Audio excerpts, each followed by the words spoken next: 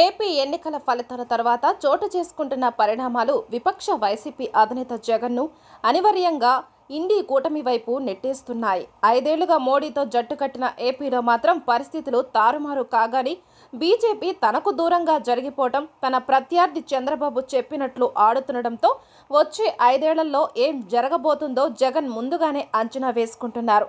దీంతో తన వ్యూహాలు మార్చుకునే పనిలో బిజీగా ఉన్నారు. ఏపీలో ఎన్నికల తర్వాత చోటు చేసుకుంటున్న రాజకీయ హింసపై ఢిల్లీ వేదికగా జగన్ పోరు మొదలుపెట్టగానే అంతా నవ్వుకున్నారు.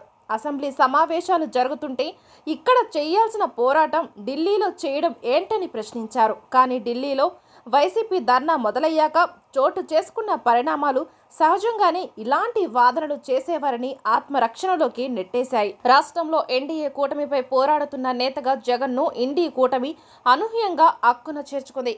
కాంగ్రెస్ మినహా కూటమిలో పార్టీలు తరలివచ్చి జగన్కు మద్దతు ప్రకటించాయి. దీంతో సీన్ ఒక్కసారిగా మారిపోయింది. ఢిల్లీ ధర్నాలో అనూహ్యంగా లభించిన ఇండి కూటమి మద్దతు ఇప్పుడు జగన్ ఆలోచనల్ని మార్చేసేలా కనిపిస్తోంది. రాబోయే రోజుల్లో కేంద్ర రాష్ట్రాల్లో తప్పనిసరిగా ఎన్డీఏపై పోరాడాల్సిన పరిస్థితిని జగన్కు కల్పిస్తోంది. దీంతో రాష్ట్రానికి రావాల్సిన విభజన హామీలు, ఇతర సాయంపై కేంద్ర రాష్ట్రాల్ని నిలదీసే పనిని జగన్ చాలా ముందుగానే ప్రారంభిస్తున్నట్లు తెలుస్తోంది. ఇప్పటికే లోక్సభ డిప్యూటీ స్పీకర్ పదవిని విపక్షాలకు ఇవ్వాలంటూ వైసీపీ చేసిన డిమాండ్ చూస్తుంటే పార్లమెంట్లోనూ ఎన్డీఏ కూటమితో అమీతుమీకి జగన్ సిద్ధమవుతున్నట్లు కనిపిస్తోంది. గతంలో తన తండ్రి మరణం తర్వాత సీఎం పదవిని వారసత్వంగా తనకు ఇవ్వలేదనే కారణంతో కాంగ్రెస్ నుంచి బయటికి వచ్చి సోనియా గాంధీపై పోరాటం చేసి జైలుకెళ్లిన జగన్ జనంలో మాత్రం కావాల్సినంత సానుభూతి తెచ్చుకున్నారు.